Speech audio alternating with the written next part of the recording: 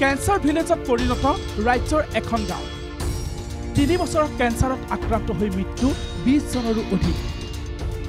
সম্পত্তি 15 জনৰো অধিক আক্ৰান্ত মাৰাত্মক কেঞ্চাৰত লখিমপুৰ জিলাৰ নাওবৈচাৰ এইখন ৰাণাবাৰী গাঁৱত এতিয়া মাৰাত্মক কৰ্কট ৰোগে লৈছে ভয়াৱহ ৰূপ কেঞ্চাৰ জনলৈ পৰিৱৰ্তিত হৈছে গাঁওখন এই গাঁওখনত বিগত 3টা বৰ্ষত মাৰাত্মক কেঞ্চাৰ ৰোগত আক্ৰান্ত হৈ মৃত্যু হৈছে 20ৰো অধিক লোকৰ সম্পত্তি গাঁওখনত 15 জনৰো অধিক লোক আক্ৰান্ত এই মাৰাত্মক কৰ্কট ৰোগত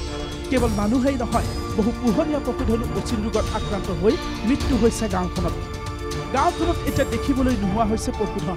যাৰ ফলত আতংকিত গাঁওখনৰ ৰাইজ চিন্তাত পেলাইছে যে মৰাণমুখ কৰ্কট ৰোগে বা অন্যান্য কিডনি ফেইলৰ বা এইখিনি বেমাৰে আমাৰ গাঁওখন শেষ কৰি পেলাব যেন আমাৰ এটা ধাৰণা কৰিছোঁ অকল মানুহৰ ক্ষেত্ৰতে নহয় পশুধনৰ ক্ষেত্ৰতে একেই হৈছে পশুধন গাঁওখনত নাইকিয়া হৈ গ'ল ইয়াত এনেকুৱা বহুত মানুহ আছিল আগতে গাখীৰ উৎপাদন কৰি সেই গাখীৰ বিক্ৰী কৰি পোহপাল দিছিলে হাঁহ কুকুৰা পোহপালন কৰি চলিছিলে এতিয়া বৰ্তমান সেই বস্তুবিলাক ইয়াত গাঁৱত নাই মানে নাইকিয়া ধৰণে হৈ গৈছে পশুধনবিলাক আতংকিত গাঁওখনৰ ৰাইজে আজি পুৱাই স্বাস্থ্য বিভাগৰ সহযোগত গাঁওখনত অনুষ্ঠিত কৰে এখন সজাগতা সভা লখিমপুৰ কৰ্কট হাস্পতালৰ সহযোগত গাঁওখনৰ প্ৰতিজন ব্যক্তিক কৰা হয় স্বাস্থ্য পৰীক্ষা লখিমপুৰ কৰ্কট হাস্পতালৰ চিকিৎসকৰ এটি দলে তন্নতন্নকৈ পৰীক্ষা কৰে প্ৰতিজন ব্যক্তিক আমাৰ আজি এটা ড্ৰাইভ হয় স্ক্ৰিনিং ড্ৰাইভ আপোনালোকে দেখা পাইছে স্ক্ৰিনিং ড্ৰাইভত নন কমিউনিকেবল ডিজিজেছ লিখা আছে সো নন কমিউনিকেবল ডিজিজেছ যেটো আমাৰ ভাৰত চৰকাৰ আমাৰ NHM আৰু আমি আসাম কেঞ্চাৰ কেয়াৰ ফাউণ্ডেশ্যনৰ পৰা লখিমপুৰ কেঞ্চাৰ হস্পিটেলৰ পৰা আহিছোঁ সো নন কমিউনিকেবল ডিজিজ যেনেকৈ আপোনাৰ প্ৰেছাৰ চুগাৰ আৰু মেইনলি আমাৰ 3টা কমন কেঞ্চাৰ্ছৰ ওপৰত আমি আজি এটা স্ক্ৰিনিং কেম্প আয়োজন কৰা হৈছে ইয়াতে গাঁওখনৰ ৰাইজৰ মতে এই ঘাতক ৰূপী মাৰাত্মক কেঞ্চাৰ ৰোগৰ মূল কাৰণ দোলহাট চাহ বাগিচাখনত প্ৰয়োগ কৰা কীটনাশক ঔষধ কিংবা ৰাসায়নিক দ্ৰব্যৰ বাবে গাঁওখনত মাৰাত্মক কৰ্কট ৰোগৰ প্ৰাদুৰ্ভাৱ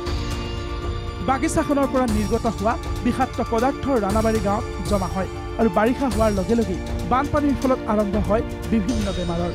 সেয়ে অসমৰ মুখ্যমন্ত্ৰী স্বাস্থ্যমন্ত্ৰীক তাৎক্ষণিকভাৱে এই মাৰাত্মক ৰোগৰ পৰা পৰিত্ৰাণ পাবৰ বাবে বিশেষ পদক্ষেপ ল'বলৈ আহ্বান জনাইছে ভুক্তভোগী গাঁৱৰ ৰাইজে